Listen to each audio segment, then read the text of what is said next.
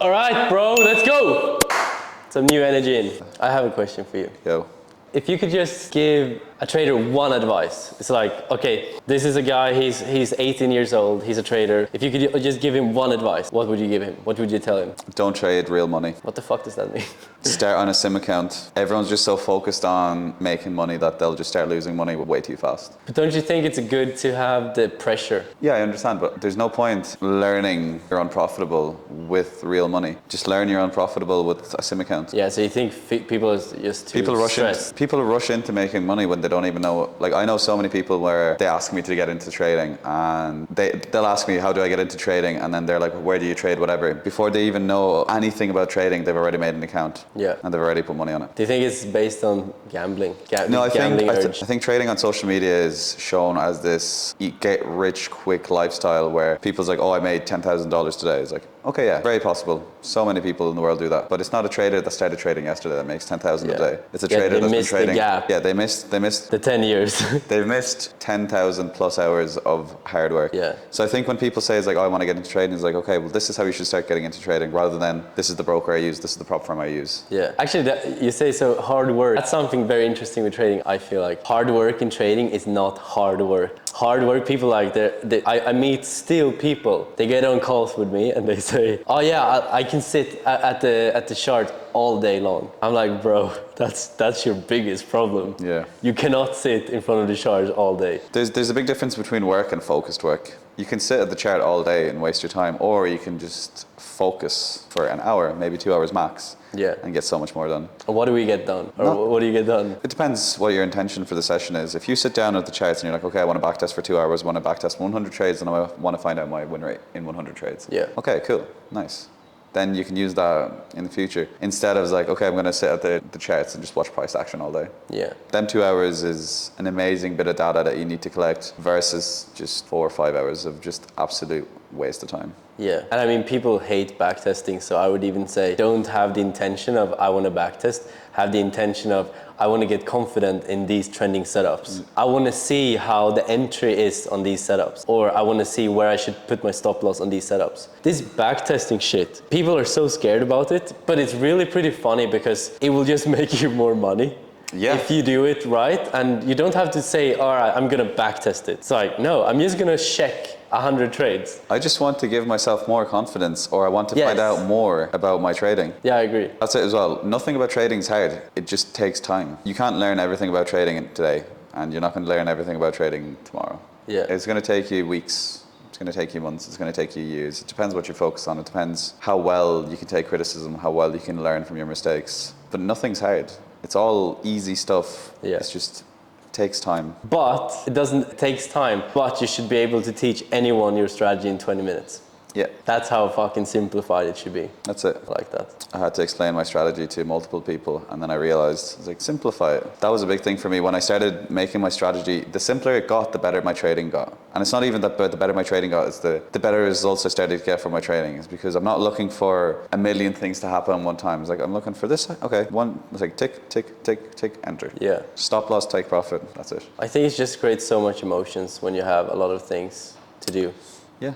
My first trading psychology coach, he taught me this thing that the short-term memory can hold up to, I don't know, 5, 6, 7, 8 things at the same time. And he said everything that you add onto your setup, it will take one of those spots on your short-term memory. So every time you clog that memory and it's full, now you're gonna just create emotions because you're gonna swift between these things. And the more you do that, the more emotions you're gonna create, and you're gonna become this pressure cooker, and then you're just gonna blow. And that's what he said. It's like you never fall into a C mindset like that. You always go to a B mindset and then go into a C mindset. But if you you go into the trading session, you have all these things that you're gonna think about all the time. You're gonna change your size, you're gonna do this, you're gonna put your TP here, your stop loss here. You will go into a C mindset so much faster. The thing is as well, say when you go from A to B to B to C, etc. Yeah. When you go from an A to B, you still might make money that day. And that's why it's so dangerous, because you can get good results continuously, and then one of the days you just pop, as you said, you explode, and then boom, you can't blow.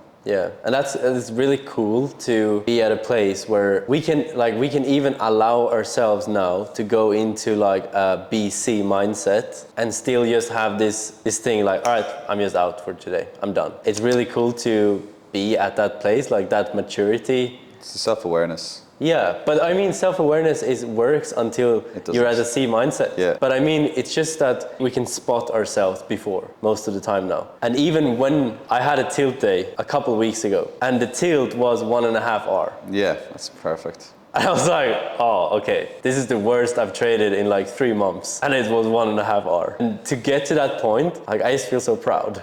Yeah, it's nice. That's the worst thing about tilt days as well, is like when they're not controlled, it's all your progress. Yeah. But when they're controlled, it's like, oh, it's just the normal losing days, but I felt very emotional. Yeah, and then you just got to regulate those emotions. And then, yeah. Release it, done. That's something we can talk about too. So releasing emotions after, I just say both like a good trading day and a bad trading day. I think it's as important to release emotions after you had a good trading day and a bad trading day. Because if those emotions, I call it accumulated emotion and accumulated greed. So if you go on and continue to keep these for the next day, it will grow and grow and grow. If you have winning day. If you have losing day, you're gonna grow the emotions every day. So how do we release those emotions? How do you release your emotions after a really bad trading day, a really good trading day, or like even a really good trading week, to not go into Monday and have this big ass ego?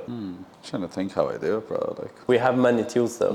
So one thing we have is the Book of Truths from Tom Hugard. The breath work, always putting ourselves like at a balanced state of mind. Yeah, I think for me anyways, my pre-market routine is pretty good for like bringing me back. So I'll meditate, I'll do a breath work. Before that, I will have exercised, I would have ate well. Like everything kind of brings me back to a baseline. Yeah. So that helps me with my emotion. I know there is accumulated emotion in that, but there's always things that bring me back. At the end of my session, I'll journal, I'll rate my mindset. I know roughly where I am on my emotional rating, whatever you want to call it. So based off that, I can monitor it. When it's same with a big winning day, I'm like, oh, I feel amazing. I feel like a professional trader. I feel all these positive emotions. On the other side, with the negative aspect of things, like I feel awful, but I'll still journal. I will still record all my data, where then at the start of the next day, I'll look at myself, like I'll rate myself, like how did I sleep? How did I perform? How am I thinking? I know going into the session how I feel, and then based off that I can adjust either my size or more rules. So everything is still monitored and then it's adjusted accordingly. Yeah, I love that. I love that. We also take it for granted now. We don't drink, we don't do drugs that often.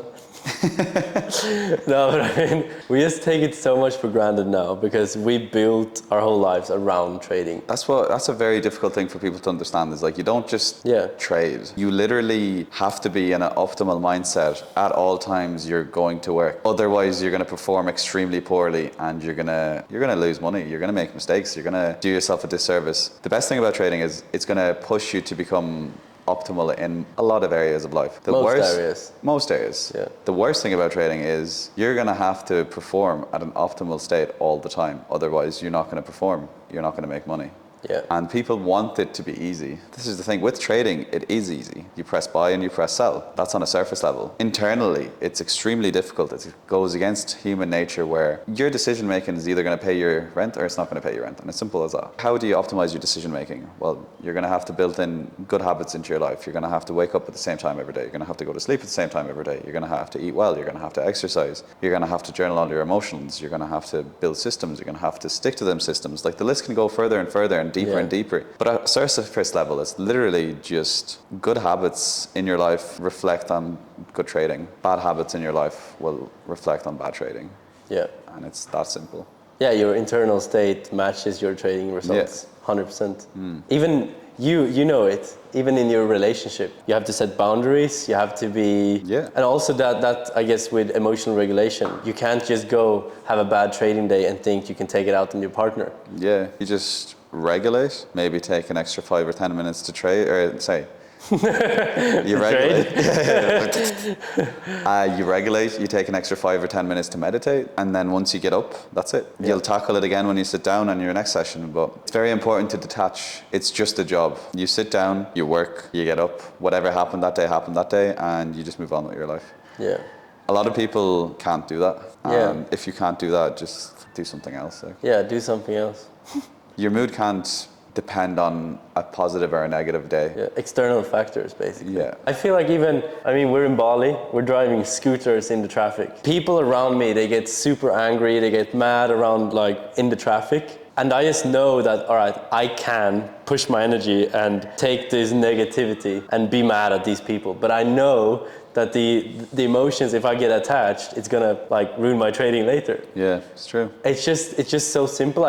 You have to learn to not get mad. You have to learn to not attach to emotions. But also that's the beauty of it, is you have to not only learn to detach from emotions, you also need to learn to attach to some emotions and like feel the emotions with your partner. And it's just this beautiful thing about learning everything about yourself to become a good trader. But at the side effect of that, it makes you a fucking amazing human being, a really consistent, disciplined human being to be around, that thinks about the risks, that thinks about the profits, that already been experiencing all this pain and greed and all these things.